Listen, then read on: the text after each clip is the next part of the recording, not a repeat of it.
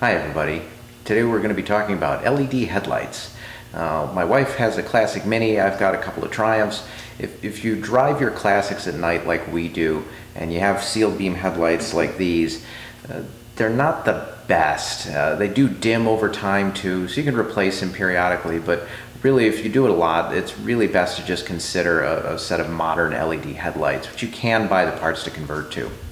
Even if you can see at night, it's not true that everyone else can. If you're motoring around in a Triumph Spitfire or a Healy Sprite, it's probably more important that other drivers see you than whether or not you need the extra lumens shining forward.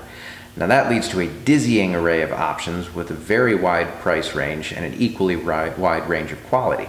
I ended up buying a set of lights for a company called Vintage Car LEDs. I don't work for them, they have not paid me to say any of this, but I asked them why their headlights were better than the others out there. The first thing to point out is that the whole DOT approved thing you'll see advertised, well, the Department of Transportation doesn't approve or not approve of products. They just make the rules. While a given lens can be DOT compliant and a given bulb can be DOT compliant, the combination isn't quote-unquote approved for use in your vehicle unless it came with LEDs originally, which none of ours did.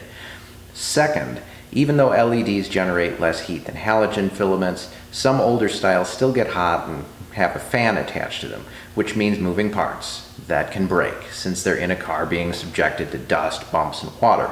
The vintage car LEDs have passive cooling systems, so they don't need a fan, and they come with a warranty for the life of the car instead of just a couple of years. I know changing a headlight isn't a big deal, but if you're switching to LEDs and you have to replace it more often than a halogen bulb, it kind of loses some of that convenience factor. Finally, and probably most important, if you're replacing your headlights with a different type of bulb, it's important that you can actually see the road better. With the ones I bought, the LED is designed to mimic a halogen bulb, so it can take advantage of the flutes in the lens, you get good coverage, there's no dark spots. It is more expensive than just changing your headlights with new sealed beams. So if you never drive your car at night and it's once in a blue moon, probably just stick with those. But again, like I said, if you do drive your car frequently, it's worth having the other factors that you should consider. And sealed beams aren't getting cheaper. Fewer and fewer cars are using them. So they're also getting a little bit harder to find. They're still everywhere, but maybe there's two on the shelf. And so it's probably about time to start considering the LED ones, and if you can find ones that look the same but they perform better, it's kind of a win-win. You're never going to have to change the bulb again. And so that's the route that I've gone on two of my cars so far, but let's get them installed on this one. That was the dog. Thought this was the door. It wasn't. Anyway, let's get going. Now most of the older cars, the first thing you need to do, well, all of them, you have to remove this, but there's always going to be a trim ring, and a lot of times you can just pop it straight off. There we go. Almost. The way that these work, there's a little tab at the bottom of these that slots in there. So if you're going to be prying it, pry it off at the bottom. But look first, because sometimes either by design or sometimes people did this themselves, sometimes you can find a screw in the bottom of one of these that kind of holds it in place too. So that was the case on the Mini.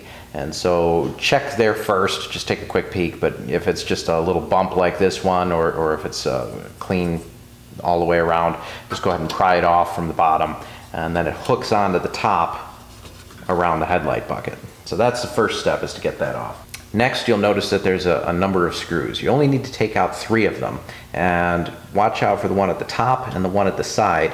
These are actually for aiming the headlight, and if you take them out, it's not actually going to help you, but you're also going to have to readjust it back to exactly where it was later. So stay away from those, but get the other 3 screws out. And when you get to the third one, kind of have your palm over the bulb, because once these screws are out, there will be nothing left to hold that in.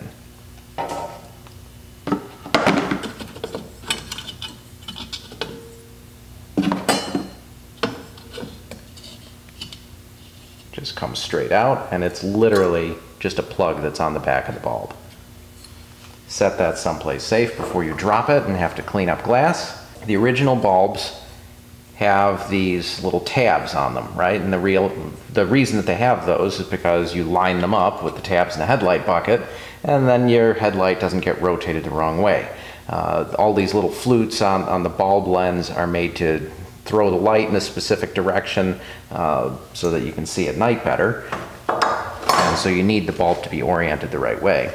A new one has a plug that conveniently fits exactly into the same wiring bit there.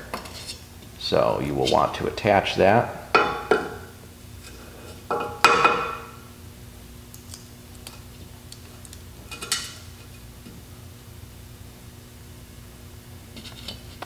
Tuck the harness back in. And then just make sure that the tabs line up.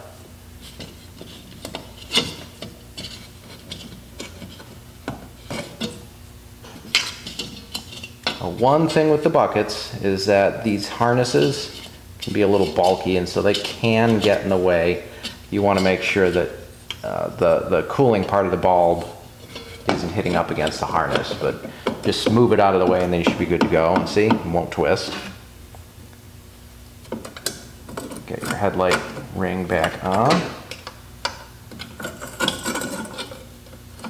This will only go on one way.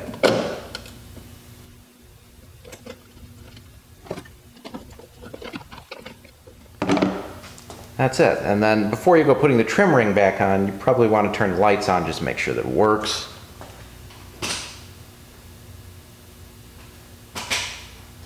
And there you have it. Now the headlights are going to be considerably brighter, but one thing is they also turn on quicker because you get more of the energy gets converted to light right away. So it's worth showing you this. I'm going to turn on the lights and you can just see the difference.